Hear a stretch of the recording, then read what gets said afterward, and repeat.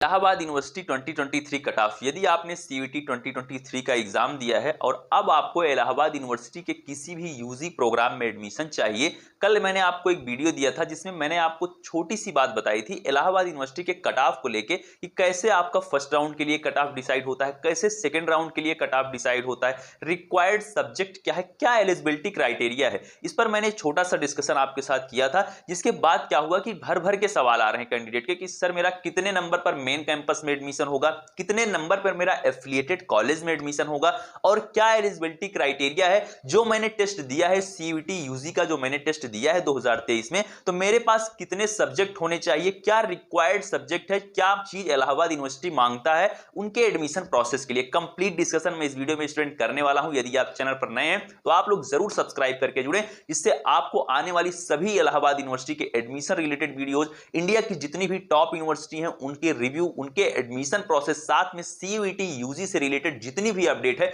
वो आपको सबसे पहले मिल सके। और साथ में डिस्क्रिप्शन में दिए गए टेलीग्राम ग्रुप को आप लोग जरूर ज्वाइन करें, जहां पर आपको इंपॉर्टेंट नोटिस और यूट्यूब से पहले सारी लेटेस्ट अपडेट मिलती रहती है। कैंडिडेट यहां पर जो सबसे पहले सवाल आपका आता है वो ये आता है, जिसको मैं डिस्कस करना चाहता हूं कि आपका कितने कम से कम नंबर पर एडमिशन होगा मेन कैंपस में। यदि आपको मेन कैंपस में एडमिशन लेना है इलाहाबाद यूनिवर्सिटी के, तो उसके लिए आपकी जो फर्स्ट राउंड की मान लीजिए जो भी कट ऑफ डिसाइड होती है, अभी तो हुई नहीं है डिसाइड, जब आपका रिजल्ट आएगा सीयूईटी का उसके बाद ही इलाहाबाद यूनिवर्सिटी की काउंसलिंग स्टार्ट होगी, जो कि 15 जुलाई तक आपकी काउंसलिंग स्टार्ट हो सकती है।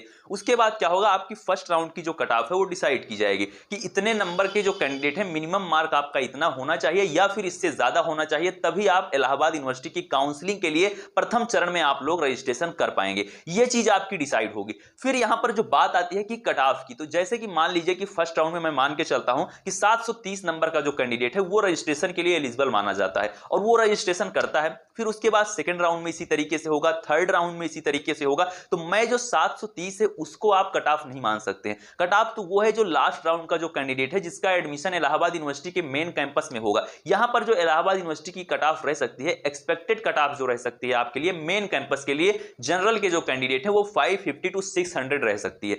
आप लोग यदि 600 स्कोर करते हैं तो एक सेफ स्कोर आपका माना जाएगा इलाहाबाद यूनिवर्सिटी के किसी भी यूजी प्रोग्राम में एडमिशन के लिए, यदि मेन कैंपस में आपको एडमिशन चाहिए तो। और मैं बात करूं एफिलिएटेड कॉलेज की, तो एफिलिएटेड कॉलेज के लिए मैं जनरल की कट ऑफ की यहां बात करता हूं तो कम से कम नंबर में भी आपका एडमिशन हो जाएगा, वो 150-200 नंबर में भी आपका एडमिशन हो जाता है। ये तो बात हो गई कि कट ऑफ की। अब बात आती है कि क्या एलिजिबिलिटी होनी चाहिए, कितने सब्जेक्ट आपके पास होने चाहिए सीयूईटी यूजी की परीक्षा के। कैंडिडेट यहां पर जो इलाहाबाद यूनिवर्सिटी की, जो कि आप जाके चेक कर सकते हैं, जो कि एलिजिबिलिटी क्राइटेरिया उनका है cuit.samarth.ac.in पर, जब वहां पर आप जाएंगे यूनिवर्सिटीज के ऑप्शन में इलाहाबाद यूनिवर्सिटी पर जब आप क्लिक करते हैं तो उनके कोर्सेज के सामने उनका एलिजिबिलिटी क्राइटेरिया दिया गया है। वहां पर जो चीजें दी गई हैं, ज्यादातर कोर्सेज के लिए आपसे मांगा गया है 2 डोमेन सब्जेक्ट, एक जनरल टेस्ट और एक लैंग्वेज। यानी कि जो आपकी परीक्षा है, जो आपका मार्क, जो टोटल मार्क आपसे मांगा जा रहा है, मान लीजिए 600 नंबर आपकी जो कट ऑफ जो जा रही है मेन कैंपस के लिए, वो आपकी 900 नंबर टोटल आपने परीक्षा दिया हो। यानी कि आपके पास 2 डोमेन होने चाहिए, एक जनरल टेस्ट और एक लैंग्वेज आपके लिए रिक्वायर्ड है, मस्ट है इतना होना।